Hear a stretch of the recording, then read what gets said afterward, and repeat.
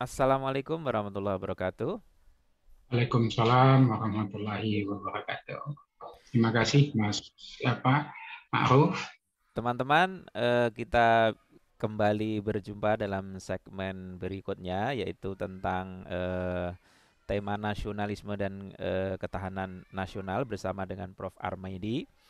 Langsung kita sapa terlebih dahulu. Selamat sore, Prof. Selamat sore Mas Ma'ruf. Salam sehat selalu. Baik, Prof. Alhamdulillah, Prof. Jadi pada pertemuan sebelumnya kita sudah mendengar cerita tentang riwayat pendidikan Prof. Armedi dari arsitektur, kemudian masuk ke filsafat, di S2 filsafat, kemudian S3 filsafat, dan berkecimpung di bidang ketahanan nasional. Nah, kali ini kita ingin mendengar Prof tentang apa itu yang dimaksud dengan nasionalisme dan ketahanan nasional. Kira-kira problem-problem apa yang masih relevan pada saat ini dan kira-kira terobosan-terobosan apa yang digagas oleh Prof. Armedi untuk menyelesaikan problem-problem tersebut. Silakan, Prof. Baik Mas Ma'ruf ya. Jadi kalau kita bicara ketahanan nasional, nasionalisme gitu, itu sebenarnya bukan sesuatu yang nostalgik, ya. Orang selalu membayangkan kalau bicara tentang nasionalisme itu masa lalu, ya. Itu keliru, ya. Nasionalisme itu adalah suatu apa ya, suatu uh, ya ideologi juga bisa kita katakan, tetapi yang jelas nasionalisme lahir di Eropa itu bersamaan dengan kondisi Eropa pada masa lalu, ya. Pada abad-abad ke-13, abad ke-12 gitu ya. Kita ingat ada Westphalian gitu ya. Westphalian itu adalah satu satu apa ya? Suatu integrasi Eropa pertama lah. Ya, artinya rekonsiliasi Eropa pertama di mana di situ mulai terbangun nasionalisme Eropa, ya. Perjanjian Westphalian ini mengingatkan orang bahwa Eropa pada masa itu saling menganeksasi satu sama lain. Tapi dengan itu pula mereka menyatakan bahwa aneksasi atau invasi masing-masing kita ini tidak ada gunanya. Karena prinsipnya itu kan begini. Secara sederhana bisa saya gambarkan begini. Menang jadi abu, kalah jadi arang. Maka lahirlah bagi mereka untuk membangun nasionalisme masing-masing dengan melihat keluar gitu. Karena dengan bersamaan dengan nasionalisme itu juga pernah kita katakan dengan namanya revolusi industri gitu. Piranti revolusi industri ini mengakibatkan mereka mencari dengan nasionalisme yang mereka punyai kembali itu, bangun itu, mereka melakukan ekspansi geopolitik kepada dunia yang lain. Sehingga agresivitas mereka yang lalu di antara mereka itu mereka tekan, kemudian mereka membangun satu nasionalisme baru, baik itu Jerman, Inggris, Prancis maupun yang lain-lain, dengan piranti tadi revolusi industri pertama, di mana mobilitas manusia mulai terjadi. Jadi perubahan geopolitik terjadi juga gitu.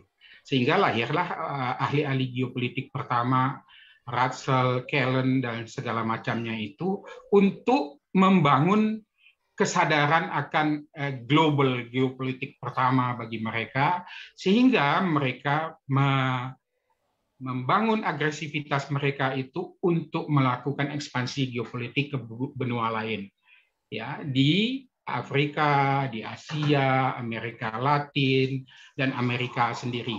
Jadi Amerika itu adalah perkara ekspansi geopolitik pertama seperti itu. Sehingga mereka membangun nasionalisme itu, dan di dunia-dunia yang ketiga yang saya katakan itu terbangun juga nasionalisme sesudah mereka sadar bahwa ada ekspansi geopolitik terhadap negeri-negerinya itu, termasuk di Indonesia gitu. Dan tapi namanya orang Barat itu kan sangat hebat gitu ya. Kemudian dia mencoba juga melahirkan teori baru nama chauvinisme yang segala macamnya itu dengan bercermin orang pada Nazi Jerman pada zaman Hitler. Sebenarnya bukan itu saja tujuannya, tetapi untuk mengaburkan kembali ekspansi geopolitik yang ada di negeri dunia ketiga itu, supaya dunia ketiga, kita kan seolah-olah kalau ilmu itu dari barat itu adalah benar, kan seperti itu selama ini gitu. Padahal ilmu itu juga membawa implikasi geopolitik dan ideologis kepada negara-negara yang dikolonisasi itu, yang diekspansi secara geopolitik itu makanya bangunan itu terjadi supaya nasionalismenya itu juga agak melonggar gitu. Jadi, nah, apakah Eropa melonggarkan nasionalisme mereka? Tidak. Kita lihat saja. Saya pernah berteman dengan kawan-kawan dari Eropa gitu yang dosen tamu di TANAS itu, mahasiswa mengatakan kepada saya, Pak, kalau kita bicara soal bagaimana Timor Timur, Australia di Timor Timur, ditanya begitu, pasti mereka excuse gitu ya. Karena di tempat saya dulu ada Herbert Fett, Lancaster gitu segala macam gitu. Jadi kalau dia diajak bicara itu dia apa namanya excuse gitu. Nah, itu yang saya gambarkan bahwa jangan mudah terpengaruh oleh satu gagasan atau suatu pemikiran dari barat itu, karena setiap pemikiran itu membawa konsekuensi ideologi yang dibawanya. Itu yang paling penting bagi kita. Nah, di tempat kita sering itu ditangkap sebagai satu makna yang luar biasa. Jangan chauvinisme. Wong nasionalisme saja belum terpegang, kok sudah bicara yang itu gitu. Nah, ini yang perlu kita perhatikan. Ternyata di Asia Tenggara ini agak berbeda cara pemahaman tentang ideologi yang seperti itu dengan teman-teman kita di Asia yang seumur dengan kita seperti China, ya, Korea, Jepang itu berbeda. Mereka sampai sekarang ya Japan minded ya, kemudian China minded gitu dan Korea minded gitu. Kita ini kan sangat terbuka dan sangat sekali. Itu yang saya katakan bahwa nasionalisme bukan sesuatu masa lalu, tetapi dia harusnya berkesinambungan dan dia bisa melakukan adaptasi yang begitu hebat sehingga bisa menerima goncangan-goncangan dengan baik. Nah, disitulah ketahanan itu sangat penting. Jadi kalau kita bicara ketahanan, sebenarnya kita bicara tentang satu intervensi, ya. Wujud intervensinya itu apa? Kebijakan. Kemudian untuk apa kebijakan itu diadakan? Supaya tidak terjadi goncangan. Kemudian kenapa dia lagi supaya dia fungsi adaptifnya itu kuat, cepat gitu. Dan kenapa lagi transformasi terjadi juga akan cepat. Pada gilirannya punya strategi kita di situ gitu. Nah, di sisi lain ini harus didorong terus secara berkesinambungan. Itulah yang dinamakan ketahanan nasional sebenarnya. Jadi kompatibel nasionalisme dan ketahanan nasional itu. Jadi kalau misalnya saya bisa mengandaikan begini, seandainya Mas Ma'ruf itu seorang mempunyai kewenangan yang misalnya mempunyai otoritas gitu. Setiap kebijakan yang akan Mas lakukan itu harus memperhitungkan 276 juta jiwa mulut manusia Indonesia supaya kebijakan itu tidak terjadi. Itulah nasionalisme sekarang. Kalau dulu dia menjadi supaya kita menjadi satu, kalau sekarang setiap kebijakan harus memperhitungkan itu. Jangan maunya kita gitu. Maunya kalau diistilahkan sekarang itu despotek ya, suka-suka gitu. Jangan. Jadi Baik, kita Prof. sudah Saya review sebentar ya, Prof ya, biar ya. teman-teman juga bisa mengikuti. Mungkin tadi ada yang belum mengikuti bahwa Prof Armedi tadi bilang bahwa nasionalisme yang berkembang di Eropa itu sinambung dengan perkembangan revolusi industri yang terjadi di sana, dan karena revolusi industri mereka negara-negara Eropa itu termasuk Amerika itu melakukan satu katakanlah ekspansi ke negara lain untuk basic need, untuk kebutuhan ekonomi mereka. Dan kemudian nasionalisme juga itu mempengaruhi termasuk juga Indonesia. Nah, pada saat yang sama nasionalisme tumbuh pada saat negara kita berdiri, dan itulah Hmm, nasionalisme yang kita pahami dan kita hmm, sepakati, sebagaimana dalam pidato Pak Karno bahwa nasionalisme itu bukan chauvinisme ya, tapi Prof. Armedi hmm. bilang jangan itu dulu. Nasionalisme yang sekarang adalah nasional yang basic need-nya berbeda dengan yang dulu. Kalau yang dulu kan nasionalisme untuk bersatu membuat negara. Hmm. Sekarang itu untuk kebutuhan basic need gitu ya, Prof. Armedi ya. Iya, Nah, betul. kemudian pertanyaannya, Prof, bagaimana Prof. Armedi memandang tentang nasionalisme dan ketahanan ini di setiap periode, Prof. Jadi kan dulu tantangannya zaman sebelum kemerdekaan membuat negara. Orang Hmm. memahami nasionalisme adalah membuat negara. Kemudian Ya, Pak Harto berkuasa. Nasionalisme zaman Pak Harto mungkin pembangunan, zamannya Pak Karno mungkin penguatan politik. Kemudian zaman ya. reformasi mungkin penguatan konstitusi. Nah, kira-kira Prof. Armedi bagaimana tanggapannya tentang hal itu? Baik, Mas apa? Saya kalau kita berdiri sekarang di zaman sekarang ini, saya ingin mengutip satu buku, judul buku dari Hannah Arendt. Judul bukunya itu Between Past and the Future gitu ya. Jadi kalau dalam dalam bahasa sederhananya sekarang lah gitu. Buku judulnya itu sebenarnya sekarang gitu kan gitu ya. Between Past and the Future ya sekarang kan sebenarnya kan itu gitu. Nah, saya akan membedah Indonesia dari situ sebenarnya dari judul itu tadi. Begini, Mas. Sebenarnya ya konsep negara Indonesia ini adalah satu konsep negara yang paling canggih kalau saya lihat. Ya, Eropa saja tidak seperti ini. Ya, mungkin di Eropa hanya mungkin Prancis ya saya lihat karena dia memang revolusi Prancis menggulingkan luar biasa gitu. Walaupun ada gejolak di Inggris, tetapi mereka tidak bisa membentuk baru.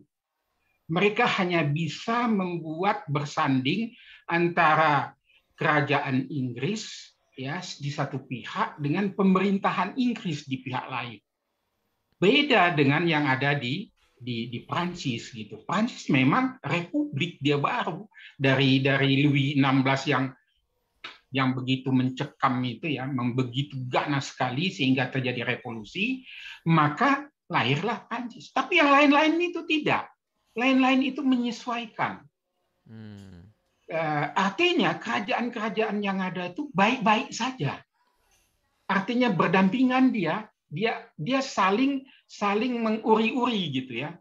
Ya, dia uri-uri kerajaan, kemudian dia bikin novum baru gitu. Apa itu? Ya pemerintahan. Antara Hmm. pemerintahan dan kerajaan itu berbeda, tetapi satu dalam kehidupan yang apa ya berkoeksistensi damai yang baik gitu. Nah, Prancis tidak begitu. Nah, kita itu luar biasa sekali, Mas. Di atas 200 ya, hampir 200-an kerajaan kecuali Yogyakarta ini sampai hari ini itu tidak berbekas sama sekali. Menjadi novum baru yang namanya Indonesia. Itu yang saya salut sebenarnya apa namanya dengan pendiri negara ini gitu. Nah, dulu itu yang ya artinya pluralitas dari institusi negara kerajaan ini bisa hilang menjadi satu yang namanya Indonesia.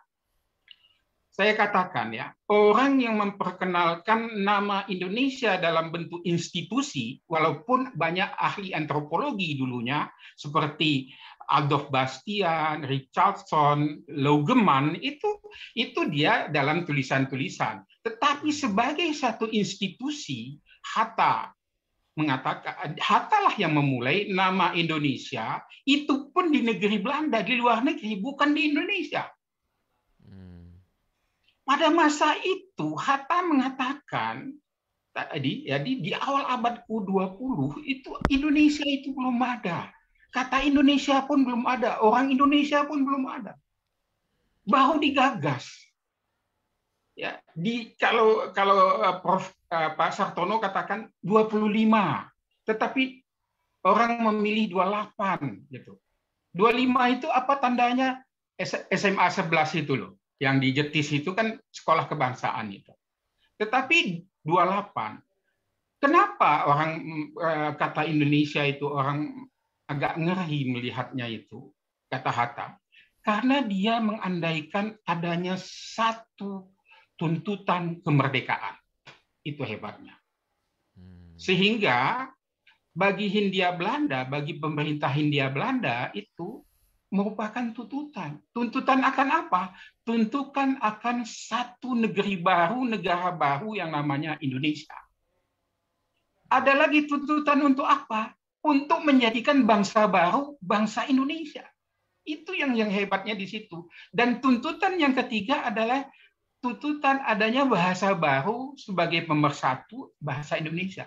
Jadi kata Indonesia ini yang hari ini yang sering kita pecah menjadi berbeda-beda selalu. Pluralitas, jaga kemajemukan, jaga kebinekaan. Padahal kalau kita lihat dalam Sasanti itu baru separuh.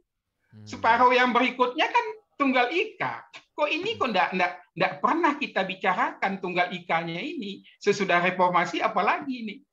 Jadi saya katakan bahwa inilah basis geopolitik kita pertama yang namanya Sumpah Pemuda.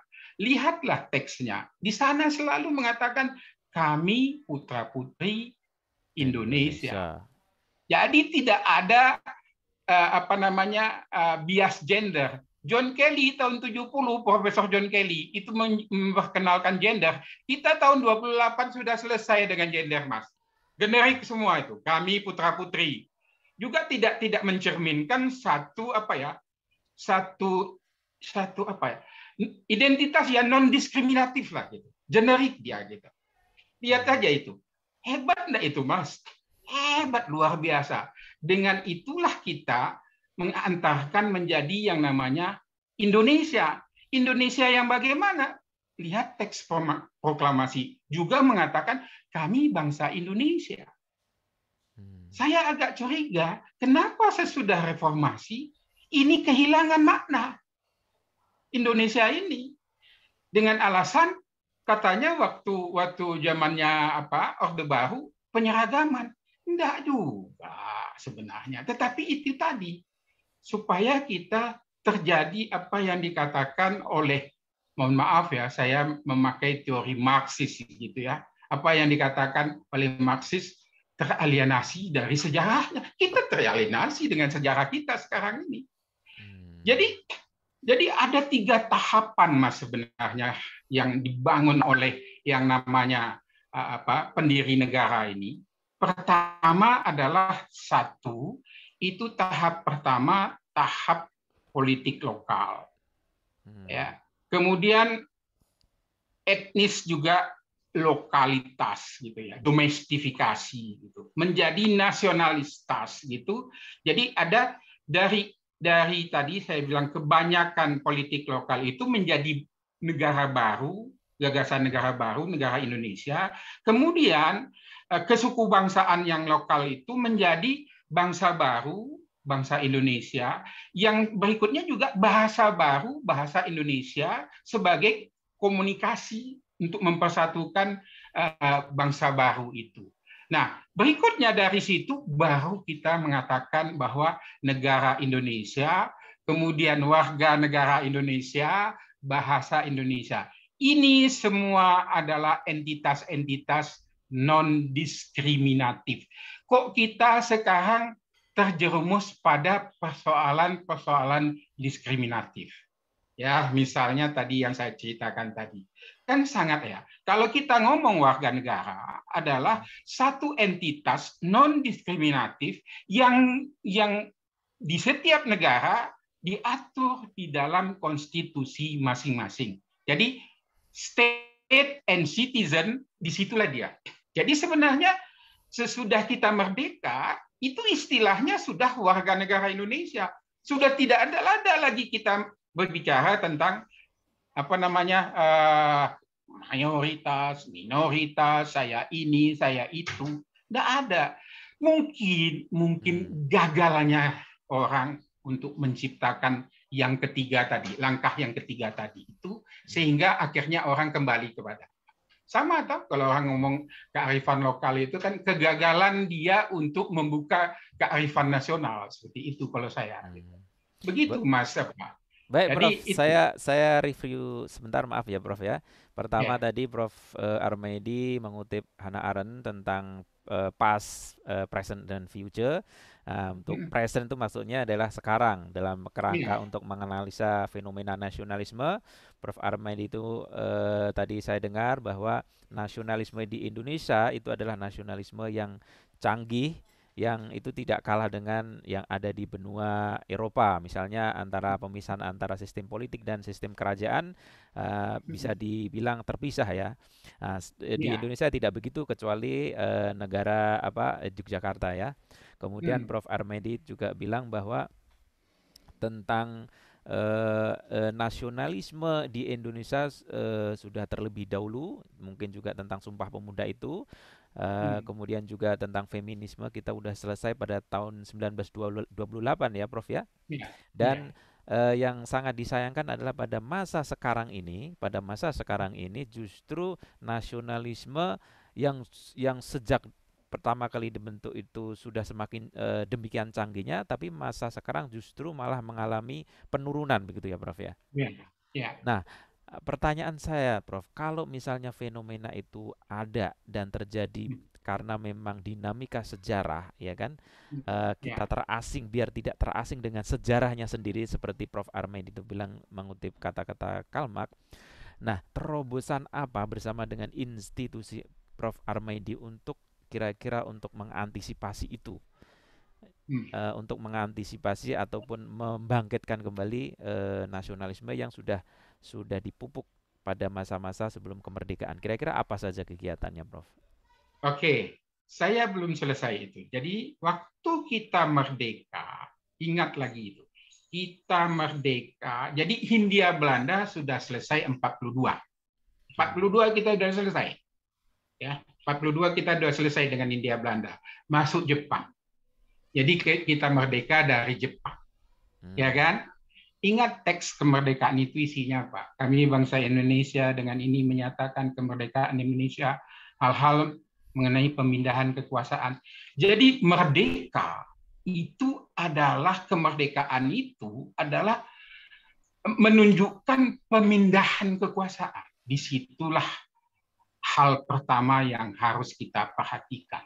Bagaimana orang menggunakan kekuasaan sesudah dia merdeka. Di situ letaknya kita pertama kali agak salah di situ. Kalau saya lihatnya gitu. Karena apa? Karena ada satu posisi yang ketiga itu Mas. Tadi saya bilang konsep satu negara Indonesia. Ya, konsep warga negara Indonesia. 3 konsep namanya bahasa Indonesia.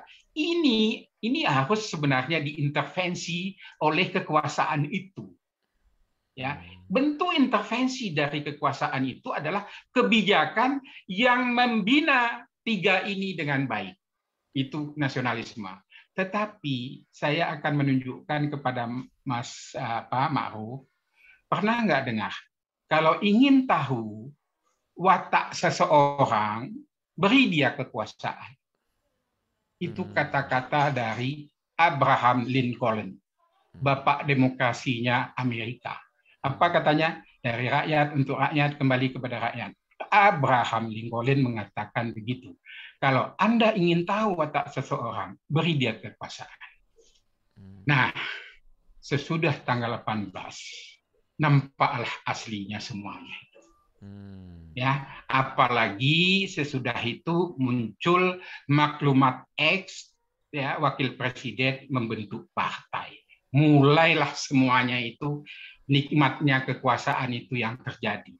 Sampai-sampai orang mempertahankan kekuasaan selama hampir 25 tahun. Di situ jadi masalah. Kita sudah mulai tidak lagi taat dengan apa yang sudah kita sumpahkan, sudah kita janjikan, sudah kita macam-macamkanlah bersama. Sudah mulai kita melakukan manuver-manuver untuk membangun krato politik bagi pribadi di situ. Saya adalah orang yang sangat ya kagum sama Hatta. Saya melihat Hatta adalah seorang yang patut dicontoh sebagai bapak bangsa. Kenapa? Pada tahun 56 dia menyatakan bahwa saya mundur dari wakil presiden karena sudah 2 periode itu. Walaupun mungkin kesempatan masih ada ya. Kalau di lobby-lobby masih bisa lah gitu. Sedangkan kawannya tidak menyatakan diri presiden seumur hidup. Ya, itu awal-awal kita sudah lewat itu, Mas. Padahal di dalam konstitusi sudah jelas semuanya. Hanya 2 periode. Ya kan? Mas bisa bayangkan state of the art dari negeri kita itu ada di alinea keempat.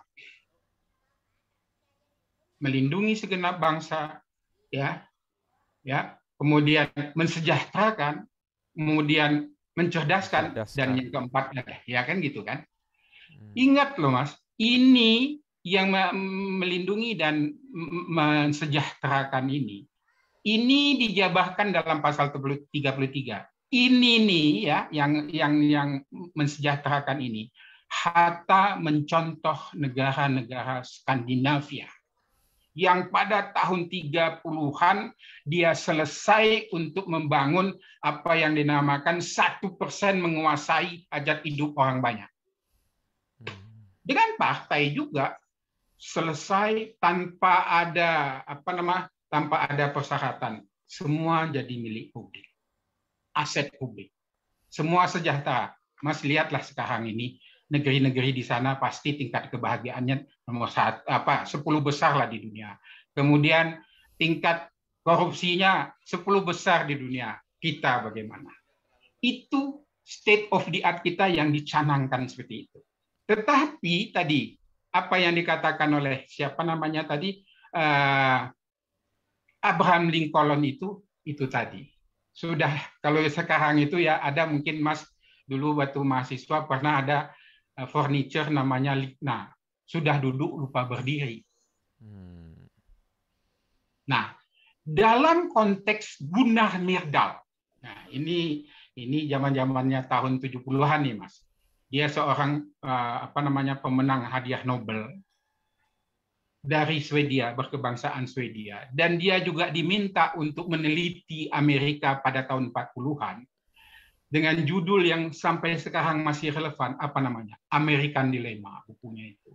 Di Asia dia menulis tentang namanya ASEAN Drama.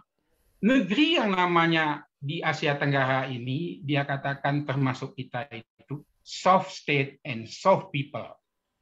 Apa pengertian itu? Adalah kalau kemarin Mas ada di dalam webinar dengan Prof. Tantowi, ya, Jawahir gitu ya, itu diistilahkan oleh dia adalah soft state dan soft people itu seperti inilah gambaran sederhananya. Bisa diatur. Negara yang bisa diatur. Tadi ada konstitusi, kita abaikan aja itu. Nah, kan gitu. Jadi orang yang nggak taat dengan apa yang dia buat itu. Dia udah lupa dengan apa yang dia buat. Dalam konteks Myrdal, itulah yang mengakibatkan negara-negara Asia Tenggara ini tidak cepat maju. Apa yang dia rancang misalnya, lantas dia rubah di tengah jalan. Itu soft state. Karena rancangan atau konstitusi ataupun namanya RPJM atau apa namanya itu kalau sekarang itu visinya presiden atau apa itu adalah harus diwujudkan. Itu adalah ideologi sebenarnya. Nah, inilah yang terjadi sesudah itu. Sampai 25 tahun. Sehingga kita tidak mendapatkan variasi. Variasi apa? Variasi kepemimpinan. Hanya satu, bagaimana? Tidak punya variasi. Kalau kita berdua, hari ini Armedi, besok Mas Ma'ruf, besok siapa lagi gitu, berarti kan orang bisa membandingkan. Ini tidak ada bandingan. Artinya apa? Sesudah kita merdeka, kita menciptakan apa yang kita bentuk dengan Eropa masa lalu dan Indonesia masa lalu seperti kerajaan. Seperti itu. Sampai hari ini seperti itu, ya. Ini terjadi seperti itu. Kemudian berikutnya juga seperti itu. 30 hampir 35 tahun. Variasi juga tidak terjadi. Ya. Kemudian bagaimana akumulasi kapital berdampingan dengan itu? Sehingga waktu ini jatuh terjadi tiarap, itulah yang dikatakan orang sekarang yang namanya oligark. Oligark itu bukan sekarang adanya, tetapi sejak dari dulu berakumulasi dia sekarang, yang dulu muncul yang sekarang. Itu yang terjadi. Jadi sebenarnya kita sudah mengingkari apa yang ada di dalam konstitusi kita itu. Sehingga jadilah seperti ini. Nah, ini yang dikatakan tadi Guna Myrdal, soft people and soft state. Ya. Lantas bagaimana Myrdal di ASEAN Drama tidak melakukan apa yang ditelitinya China, Korea, dan Jepang? Kenapa? Karena di situ tertutup dulu itu. Tetapi mereka sadar cepat. Tahun 49 mereka bangkit dengan apa yang dikatakan oleh Francis Fukuyama, revolusi martabat. Seharusnya kita punya revolusi martabat juga. Dulu kultur stelsel itu membuat kita menderita zaman Hindia Belanda. Romusa membuat kita menderita masa 3,5 tahun Jepang. Tetapi sesudah kita dapat merdeka, kita lupa dengan penderitaan-penderitaan itu. Termasuk ya Ampera, amanat penderitaan rakyat itu tidak pernah dipegang, cuma hanya sekedar di bibir. Itulah yang terjadi.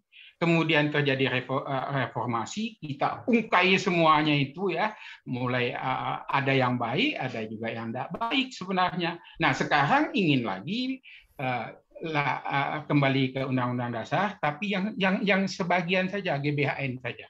Saya katakan begini, pada zaman Pak Harto, kalau orang mengatakan, oh di sana ada GBHN, ya saya kira begini Mas. Dulu orang dari zaman susah menjadi zaman yang agak enak. Bukan enak-enak banget loh, enak sedikit aja sudah. Ya, kalau saya bilang tuh tai gigi rasa coklat itu hanya setetes saja kita rasa, karena ini kering masanya ini gitu. Periode sebelumnya kering, jadi dapat seperti orang setetes air di gurun itu, seperti itu. Wah jadi hebat gitu. Padahal intinya seperti itu tadi. Nah, kalau kita bandingkan dengan Korea yang umurnya itu 48 jam lebih daripada kita, dia punya sekitar 12 presiden. 12 presiden. PLT presiden ada 4. Ya, dari 12 ini 3 masuk penjara, 1 mati bunuh diri. Yang dari 12 ini ada 1 yang membangun Korea, namanya Pak Chun-hee, hanya 3 tahunan. Dia belum menyelesaikan 1 periode, dia mati oleh lawan politiknya. Tetapi sampai inilah yang membuat Korea seperti sekarang. Jadi betul-betul apa yang bayangkan saja sama Mas Ma'ruf ya. MacArthur turun pertama di Korea itu mengatakan begini, negeri ini tidak punya masa depan. 100 tahun pun dibangun tidak akan baik gitu. Karena apa? Korea pada masa itu hampir sama miskinnya dengan negara miskin yang ada di Afrika. Tetapi orang harus ingat, Pak Chun-hee membangun karakter Korea itu tadi. Nah, kita karakter Indonesia itu yang tidak ada sesudah merdeka. Begitu, Mas. Baik, Prof. Komprehensif sekali, Prof. Jadi teman-teman kita sudah mendengar tentang bagaimana Prof. Armedi merefleksikan 3 generasi kurang lebih ya, Orde Lama, Orde Baru, dan Orde Reformasi berkenaan dengan fenomena dinamika nasionalisme. Prof. Armedi tadi mengatakan bahwa sebelum kemerdekaan nasionalisme begitu membara, identitas begitu menyatu, tapi pada saat orang berkuasa segala karakter itu akan nampak. Jadi orang bisa diketahui ketika dia berkuasa, dan pada saat tanggal 18 Agustus dan setelahnya, dan terutama pada maklumat Act, ah, para pendiri bangsa diuji dengan kesepakatan-kesepakatan yang dia sepakati sendiri, dan sangat disayangkan ada beberapa mungkin para tokoh juga tidak konsisten dengan kesepakatan atau konstitusi yang dibuat. Begitu ya, Prof ya. Ya, Kemudian betul. juga itu menyebabkan Orde Lama sangat lama sekali, 25 tahun, dan kemudian Ya, juga Orde 25 tahun. Baru 32 tahun, dan Orde Iya. Reformasi. Prof. Ermed itu mengatakan hanya sedikit saja ingin mencicipi rasa manis, yaitu tentang GBHN tadi, dan diakhiri dengan adanya revolusi martabat, sebagaimana juga bangsa Korea bisa maju karena memang memiliki martabat. Nah, inilah yang mungkin bisa menutup diskusi kita dengan Prof. Armedi. Masih banyak sekali cerita-cerita Prof. Armedi yang begitu reflektif. Mungkin kita bisa sambung lagi, Prof ya. Ye, Di lain kesempatan ya, kita terima akhiri dulu kasih. segmen nasionalisme dan ketahanan nasional ini. Sampai Ya, berjumpa kembali, Prof. Terima kasih. Wassalamualaikum Assalamualaikum warahmatullahi warahmatullahi wabarakatuh. wabarakatuh.